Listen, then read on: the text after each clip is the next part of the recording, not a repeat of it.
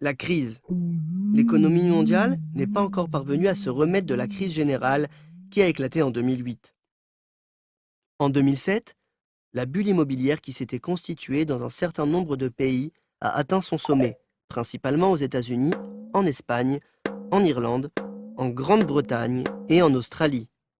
Le terme de bulle désigne des volumes importants d'échanges d'actifs à des prix surévalués par rapport à leur valeur économique réelle.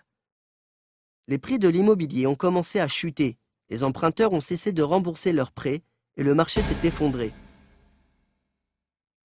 La crise économique a secoué le système financier mondial et mené des puissantes institutions bancaires au bord de la ruine. Les États-Unis, la Grande-Bretagne et d'autres pays ont dû nationaliser leurs banques et certaines de leurs sociétés industrielles. En 2009, la crise financière a introduit la première récession mondiale depuis la dernière guerre et en 2010, une crise de la dette a éclaté en Europe, à la suite de la crise financière de 2008. Tous les facteurs de croissance ont été affectés par la crise.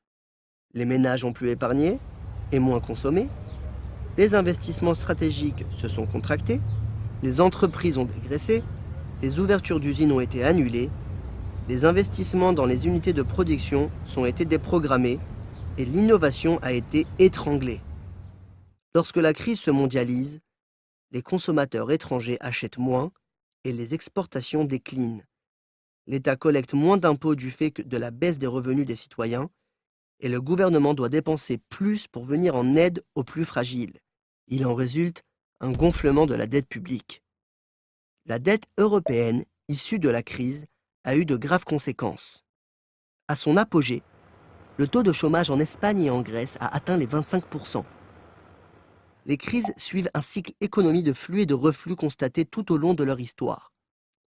La prévention des crises financières qui mettent en péril l'économie exige une grande rigueur dans la gestion des risques, la supervision bancaire et la responsabilité fiscale de la part des gouvernements afin de maintenir la stabilité financière.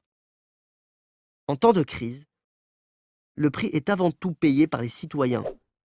Frappés par le chômage, ils abandonnent leur logement par milliers, subissent la diminution des pensions et des aides sociales, et des millions d'entre eux se retrouvent en situation de pauvreté. Toute une armée de jeunes actifs arrive sur le marché sans perspective d'emploi. La génération qui grandit actuellement en Europe ne bénéficiera d'aucun filet de sécurité de la part de leurs parents. L'austérité pourrait nuire à la croissance et créer une période de dépression économique durable. À long terme, les injections de liquidités des gouvernements et des banques centrales sont source de bulles financières qui pourraient à leur tour engendrer une nouvelle crise. Cela dit, les gouvernements sont également aux prises à de grandes difficultés. Tout comme les ménages ou les entreprises qui font leurs comptes et établissent leur bilan, ils perçoivent d'un côté des revenus de la collecte des impôts, de la vente de ressources naturelles et des parts de sociétés qu'ils détiennent, et de l'autre côté, versent des salaires des fonctionnaires, construisent des infrastructures, financent la formation et distribuent les aides sociales. Lorsque les dépenses de l'État sont élevées, le gouvernement est considéré comme un big government ou un État-providence. Lorsque l'État perçoit davantage de recettes, son bilan s'améliore. C'est le cas en situation de boom économique, où la collecte des impôts augmente, où les taux d'imposition sont relevés. La réduction des dépenses améliore également les résultats. Avant la crise, nombre de gouvernements européens étaient en déficit, alors que l'Irlande et l'Espagne, du fait de la bulle immobilière, avaient des excédents budgétaires. Lorsque la crise a éclaté, les dépenses de l'État ont augmenté partout dans le monde à travers des mesures de relance, le soutien aux entreprises et aux banques et le versement d'allocations de chômage. En raison de la récession économique, les recettes fiscales ont chuté et ont enchaîné une forte hausse des déficits.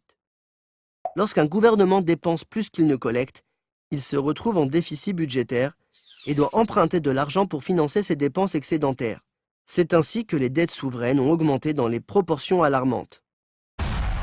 La Grèce est effondrée, les déficits de l'Espagne et de l'Irlande ont atteint des sommets, et le montant de la dette des États-Unis eux-mêmes est colossal.